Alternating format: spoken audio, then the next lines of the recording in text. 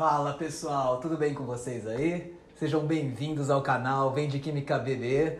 Hoje nosso assunto da aula é ácido de arrênios. Na aula anterior a gente fez uma introdução sobre os compostos inorgânicos. Nessa aula a gente vai se aprofundar um pouquinho mais na teoria de arrênios para o que é um ácido, tá bem? Então vamos começar aí? Bora lá! Bom pessoal, vamos começar então.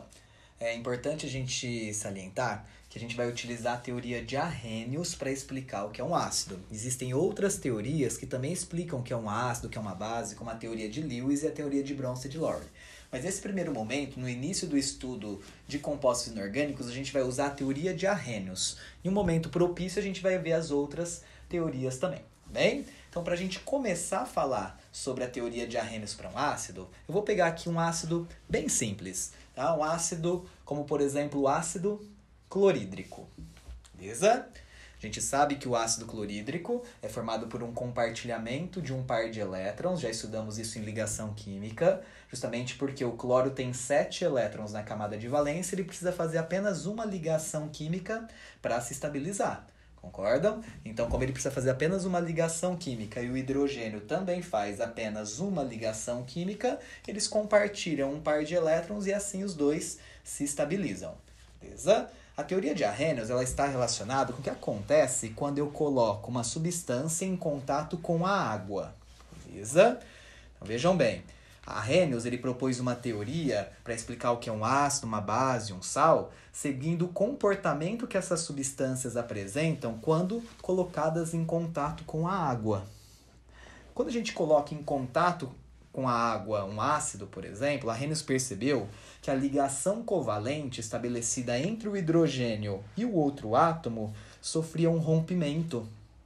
Vejam bem, imagina a ligação, que é uma ligação covalente, sofrer um rompimento. Esse rompimento, concordam comigo, pode acontecer em 3 pontos diferentes. Nesse primeiro ponto aqui, entre o hidrogênio e o seu elétron, a ligação pode quebrar bem entre os 2 elétrons, sendo que cada átomo fica com o seu elétron, ou a ligação covalente poderia se quebrar nessa posição. Beleza? Então a gente tem 3 possibilidades de quebra da ligação covalente, 3 lugares diferentes para quebrar. O que Arrhenius percebeu foi que, quando a substância é um ácido, a ligação se rompe sempre nesse ponto aqui. Vejam bem, exatamente nesse ponto é onde acontece a ruptura da ligação covalente entre o hidrogênio e o seu elétron. Imagina, se o hidrogênio ele perde o seu elétron, então vamos colocar aqui, o átomo de hidrogênio está perdendo o seu elétron. Quando um átomo perde um elétron, a gente já estudou, o que acontece? Ele se transforma em um cátion. O hidrogênio ele vai se transformar em um cátion. É isso que acontece na ruptura dessa ligação. Em contrapartida, o que acontece com o cloro? Lembra que o cloro ele tem 7 elétrons na camada de valência, mas ele está recebendo um elétron que não era dele, concorda? Um elétron que vem do hidrogênio. Então, ao receber esse elétron, acontece o quê? O cloro se transforma em um ânion de carga negativa. Tudo bem? Então, a conclusão que eu chego aqui é a seguinte. Quando eu coloco em contato um ácido com a água, a tendência é haver uma ruptura da ligação covalente entre o hidrogênio e o outro elemento. Nessa ruptura, o hidrogênio sempre acaba perdendo o seu elétron, enquanto o outro átomo acaba recebendo o seu elétron. Então, a conclusão que a gente chega é que se na quebra de uma ligação tiver liberação do íon H+, que foi o caso aqui, a gente tem exatamente a estrutura de um ácido. Ácido é uma substância que sofre um processo denominado ionização. Esse processo que eu acabei de mostrar aqui para vocês se chama ionização. O que é ionização? É a quebra da ligação covalente gerando íons. Sempre que uma ligação covalente se rompe e gera íons, eu tenho um fenômeno denominado ionização. E para Arrhenius, o ácido é isso. Ácido é uma substância que, quando você coloca em contato com a água, ela sofre ionização. E nessa ionização, ela libera qual íon? O íon H+. Vamos anotar aqui? Então, vamos pôr a definição certinho sobre o que eu acabei de mostrar para vocês. Ácidos são substâncias, anota aí, moleculares, isso é muito importante você lembrar, feita de ligação covalente, é uma substância molecular, que em contato com a água, então anota aí, em contato com a água, sofre um processo que a gente chama do que mesmo? Ionização. Então, toda substância molecular que em contato com a água sofre ionização, gerando o quê? Gerando íons. Mais especificamente, o íon H+, como único cátion. O ânion, se você perceber, tanto faz o ânion.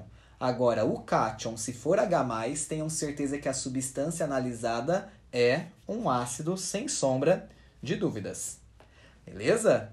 Então, aqui a gente tem uma reação química, se a gente for analisar, que é uma reação de ionização. É a geração de íons a partir do contato de um ácido com a água. E é o que a Arrhenius diz. A Arrhenius diz que um ácido é esse tipo de substância que, em contato com a água, vai sofrer um processo denominado ionização. Beleza? Bom, se eu tenho aqui uma reação química, concordam que eu posso escrever essa reação na forma de uma equação? Então, vamos lá. Vamos pegar o HCl, vamos representar que ele está sendo colocado em contato com a água. E a gente acabou de ver que o HCl, quando ele é colocado em contato com a água, ele sofre uma ionização liberando o H+ e Cl-. Beleza? Então essa é uma equação de ionização de um ácido. O ácido clorídrico sofreu um processo de liberação, de formação de íons, e no caso especial aqui, o íon H+ é que define que essa substância é um ácido. Vou pegar o HF agora, o ácido fluorídrico. Então vamos colocar o ácido fluorídrico em contato com a água, que vai ter que liberar, se ele for um ácido mesmo, íons H+, com certeza. Então ácido fluorídrico é um ácido, afinal começa com H, não é? Tem que liberar H+. Como consequência, se liberou H+, H positivo, eu tenho que gerar também um íon negativo, que vai ser o flúor, é o que sobrou. Certo? Afinal, o H fica com o seu... O H perde o seu elétron e o flúor recebe esse elétron. Beleza? Vamos pegar mais um exemplo aqui, para a gente finalizar aqui essa primeira parte. Vamos pegar o ácido nítrico e vamos colocar em contato com a água. Também é um ácido, não é? Se ele também é um ácido, ele tem que ionizar. E nessa ionização, H+ tem que ser liberado. Como consequência, o que vai sobrar? O NO3 negativo, é o que sobrou. Beleza? Tudo isso que eu estou mostrando aqui para vocês são reações de ionização. E essa é a forma que a gente representa uma reação de ionização. Então, vamos anotar aqui? Isso aqui são equações de ionização. Aqui eu tenho uma equação de ionização de cada um dos ácidos indicados aqui na aula. Ácido clorídrico, ácido fluorídrico e ácido nítrico, beleza? Esses ácidos, se você perceber, são ácidos que têm apenas um hidrogênio para liberar, concorda? Tem apenas um H+ para liberar. Então, comecei com os mais simples mesmo. Esses ácidos a gente denomina monoácidos.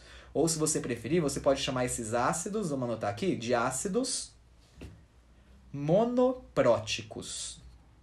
Então, anota aí. Ácidos monopróticos. O que a gente vai analisar agora é se a gente tiver um ácido que tem mais de um hidrogênio para ionizar, 2, 3, como que a gente representa isso aí, tá certo? Então vamos lá, vamos passar para a próxima tela. Então vou dar aqui para vocês um exemplo como se fosse o ácido agora sulfúrico. H2SO4, beleza? O ácido sulfúrico ele tem 2 hidrogênios ionizáveis. Esses 2 hidrogênios, que na sua estrutura estão ligados ao oxigênio, eles podem ionizar. Só que o que acontece de fato é que o ácido sulfúrico, por ter 2 hidrogênios ionizáveis, ele acaba ionizando parcialmente. Ele não libera os 2 hidrogênios de uma vez. Libera primeiro um hidrogênio, depois libera o outro. Então a gente tem que representar essa ionização parcial aqui. Então vamos lá. Então coloca a setinha, vamos mostrar a equação de ionização. Vai ter que liberar um H+. Isso em contato com a água, não esqueça. Então vamos colocar aqui. Se ele liberou um H+, liberou um hidrogênio que perdeu um elétron. O que sobra? Sobra um outro H, o SO4. Se o H perdeu um elétron, quem ficou com esse elétron foi o HSO4. Então, ele vai ficar negativo. Então, aqui eu tenho o HSO4 negativo, que agora, como também tem um hidrogênio sobrando nele, pode vir aqui embaixo e sofrer novamente uma ionização. Então, vamos colocar de novo aqui esse HSO4- em contato com a água, liberando H+. O que vai sobrar aqui nesse caso? Concordam comigo que no início dessa transformação, eu já tinha aqui o HSO4 negativo. Concordam? Já tinha uma carga negativa aqui. Se ele liberou mais uma carga positiva, o que vai acontecer? O SO4 que sobrou vai ficar com duas cargas negativas. Uma que ele já tinha, mais uma que ele adquiriu nessa ionização. Concordam? Então, aqui eu tenho as ionizações parciais do ácido sulfúrico. Eu fiz primeiro a liberação de um H+, e depois eu liberei o segundo H+. Então, aqui eu tenho ionização parcial. Beleza? Bom, se você tem uma ionização parcial, você pode escrever tudo isso, somando essas duas reações, na reação de ionização total. A ionização total é a soma das ionizações parciais. E como que a gente soma reações? Muito simples, não é? Basta eu cancelar o que tem em comum de um lado e do outro da seta. Nesse caso, olha aqui, o HSO4- com o HSO4-. Eu posso anular esses dois e somar o que sobra. Sobra H2SO4, liberando, vamos circular aqui, vamos mudar aqui a cor, 2H+, percebem? Liberou 2H+, ele tinha 2 hidrogênios para ionizar, sobrando o SO4 menos 2. Então, aqui eu tenho a representação da reação de ionização total do ácido sulfúrico. Anteriormente eu fiz ionização parcial e agora aqui eu tenho a ionização total. Beleza? Bom, mas se você tiver pressa na resolução de exercício, você não precisar fazer ionização parcial, você pode fazer ionização total de uma vez, direto, tá? Vai depender muito do que o exercício quer e do que você está precisando fazer naquele momento, tá? Porque muitas vezes a gente já tem que chegar na equação final, total, de uma vez. Então, vou mostrar aqui para vocês. Vamos lá. Vamos pegar aqui um ácido, por exemplo, um ácido com 3 hidrogênios ionizáveis, tá? Um ácido que possa liberar 3H+. Nesse caso aqui, vamos pensar no H3PO4. Então, vamos lá, montar direto. Se eu colocar esse ácido em contato com a água, o que vai acontecer? Ele vai sofrer uma reação de ionização, liberando H+. Concordam? Só que nesse caso aqui, o que eu tenho? Eu tenho 3 hidrogênios para liberar, tá certo? Eu tenho 3 hidrogênios ligados ao PO4. A gente sabe que cada hidrogênio libera na forma de H+. Se eu tenho 3 hidrogênios, eu vou liberar 3H+. Eu tenho 3 Hs que cada um perdeu um elétron. Se 3 Hs perderam elétrons, quem ficou com esses 3 elétrons? Só pode ser o PO4, concordam? Só pode ser o PO4 que ficou com esses 3 elétrons. Então, o PO4 ele vai adquirir uma carga. Qual é a carga que o PO4 vai adquirir se ele está recebendo 3 elétrons que não eram dele? Menos 3, certo? Então, aqui eu tenho a representação da reação de ionização total, tá certo? Do H3PO4. Então, pessoal, nessa aula a gente falou um pouquinho sobre ácidos diarrênios, tá certo? É importante que vocês consigam perceber que ácido é uma substância que, quando entra em contato com a água, ioniza, liberando íons H+, sempre, como único cátion, tá bem? Nas próximas aulas, a gente vai se aprofundar mais ainda no conceito de ácido. A gente vai falar um pouquinho sobre a força dos ácidos, depois a gente vai falar sobre as suas nomenclaturas, tá certo? Pra gente poder também depois passar para os outros tipos de substâncias inorgânicas, que são as bases, os óxidos e os sais. Então, até a próxima, pessoal. Se você curtiu aí o vídeo, dá um like aí pra mim, se inscreva no canal e avise os amigos, que isso vai ajudar bastante a gente aqui, tá bom? Até logo!